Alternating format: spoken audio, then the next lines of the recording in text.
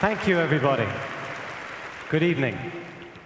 At the 1972 Olympics in Munich, 11 Israelis were taken hostage in the Olympic Village and eventually murdered at the hands of Palestinian terror group Black September. Since that fateful day, Ankie Spitzer, the widow of Israeli fencer Andre Spitzer, has fought a decades-long battle for the International Olympic Committee to honor the victims of that tragic event.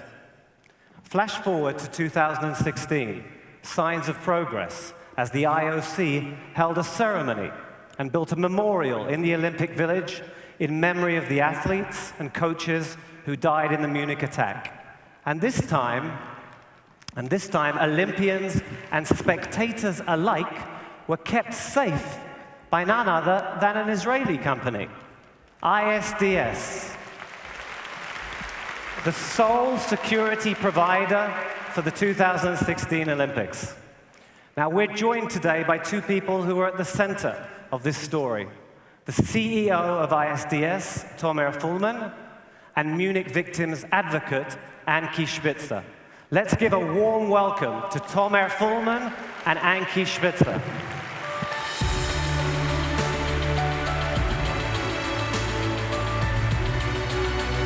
Welcome, Tomer. Take a seat. Thank you. Hi, Ankie. Please. Before we dive in, I just want to take a moment to recognize a very special guest in the audience tonight, Israeli Olympic medalist Ori Sasson. Where is he?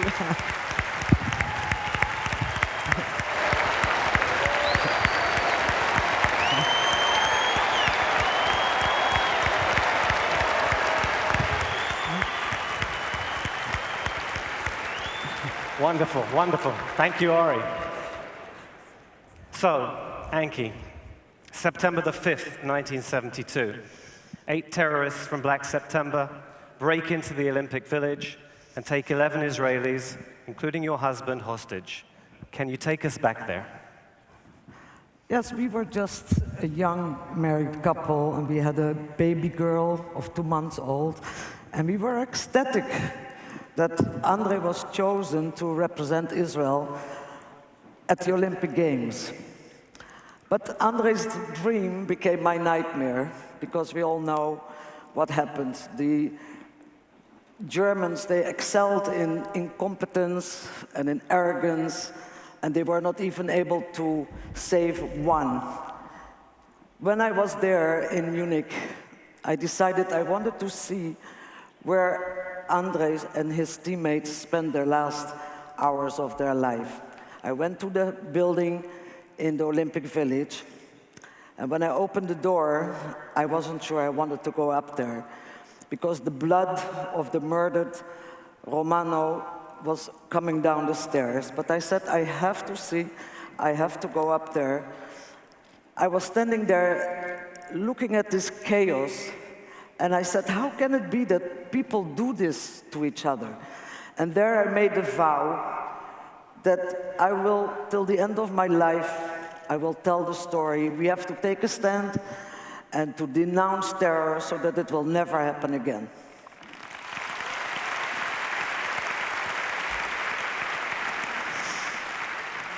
And so for decades, you fought for recognition for your husband and the other victims. Tell us about that battle, what you went through, and how did it feel after 44 years to finally see Israel's loss recognized at the 2016 Olympic Games? Together with another widow, Ilana Romano, we went for 40 years banging on everybody's door and asking to have a proper memorial for the 11 victims. But always the answer was no, always a different excuse. I'm bringing politics into the Olympics. You know, it's too early yet. There are Arab nations, and they're going to boycott. A thousand of excuses. In London, 4 years ago, we were helped by a small JCC of Rockland, New York. They put up a petition, and they made a difference. But still, they didn't give us the memorial. So I said to the International Olympic Committee, shame on you for having forsaken 11 members of your Olympic family. And I'm going to call the baby by its name. I said, it is discrimination because they were Jews and Israelis. That's why you're not doing it. And I said, but don't worry. I am already old, and when I cannot fight anymore, my children and the children of my children will come after you until you do the right thing.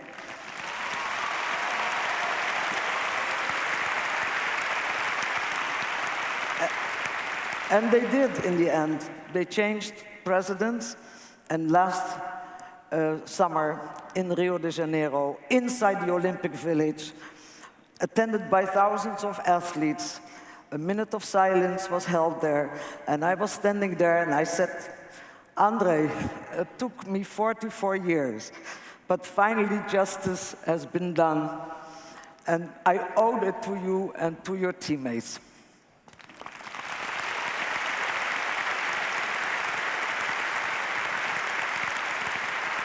Which brings us now to the other side of the story, Tomer. So ISDS, the first time an Israeli company is an official sponsor and supplier for the Olympics. News coverage was swirling that Rio wasn't ready for the Olympic Games. 206 Olympic delegations, thousands of athletes, spectators from all around the world, and all this history. That's a lot of responsibility for one company. How did you do it? With lots of hard work, devotion, and clear target. 4 years ago, out of many multinational companies, ISDS has chosen to be the official sponsor and supplier for the Olympic Games. This is the first time that an Israeli and private company chosen to be the official supplier of the game.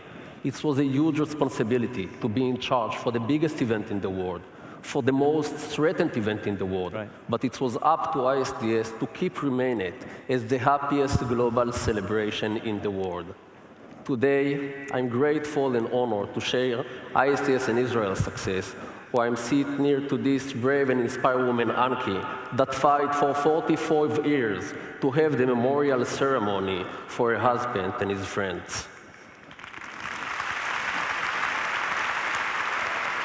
Now, sorry, please. You mentioned before, never again. Never again was our fundamental principle that guided us along these 4 years. This principle is what kept us alerted every day to make sure that the event of Munich 72 will not occur once more.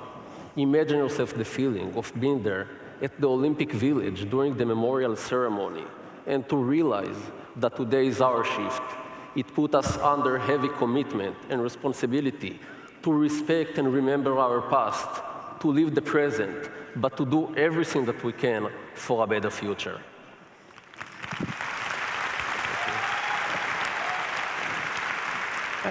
It's an incredible responsibility, and there was a lot of pressure. I mean, the BDS activists around the world were trying to persuade the Olympics to cancel the contract with you, with the Israeli company. How did that fight play out, and how did you win it? Unfortunately, that was our main battle, the BDS. A powerful example I can recall is from the opening ceremony at the Maracana Stadium. We were waiting there to the Israeli delegation, among 80,000 people in the stadium. While we saw the Israeli delegation got inside the stadium, we stand up, proud and happy with the Israeli and raised with the Israeli flags. Immediately, we was surrounded by BDS activists who tried to take from us the flag and mask us with an Islamic flags. Unfortunately, since the moment that Israeli company chosen to be at this title, we was under heavy propaganda of the BDS for the last 4 years. The first step was to try to affect public opinion, to release thousands of articles against ISDS. The second step, to have a private and discreet meeting with senior executive management in Rio 2016 in order to cancel the contract. The BDS had many attempts to harm us, but we was be able to stay strong against it. I will not let them use this honorable stage tonight because we was able to hit them again and again and again. I was the first Israeli representative at the Olympic game that ran with the Olympic torch. You ran with the Olympic torch. I ran with the Olympic torch. Thank you. Thank you. You know, the Olympic torch, symbol of life, a pride moment to run with the torch as an Israeli, as a Jew, as a proud human being.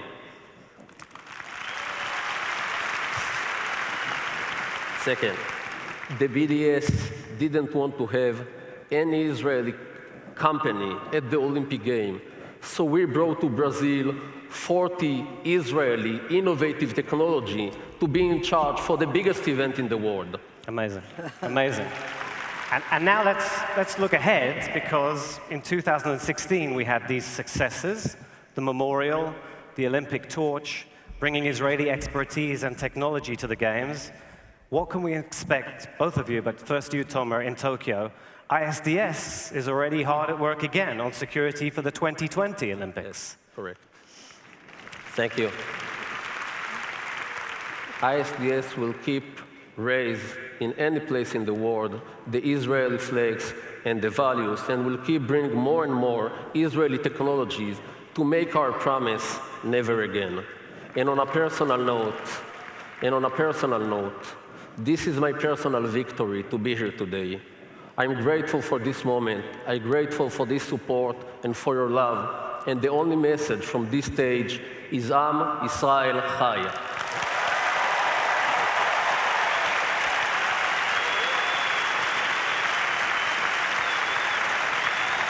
Thank you. Thank you.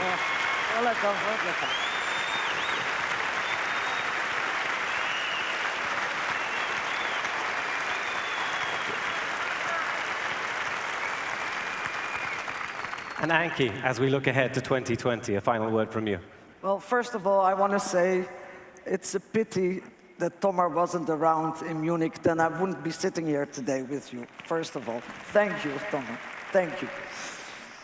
For us, we will have another memorial service in Tokyo. I hope I will be still around to be there in 4 years. And then we had another project. We worked on it also for decades, and that is to build a museum in the Olympic Village in Munich. And I'm happy to say that in September it's going to be opened. It also took 44 years. So now that these things are off the table, I have one more thing to do, and that is to find just compensation from the German government for the 14 orphans who never knew their father and who have suffered enough, and to make their life a little bit easier. That's my next project. So. Ladies and gentlemen, all I can say is thank you. Tomer, thank you. Ankie, thank you, everybody.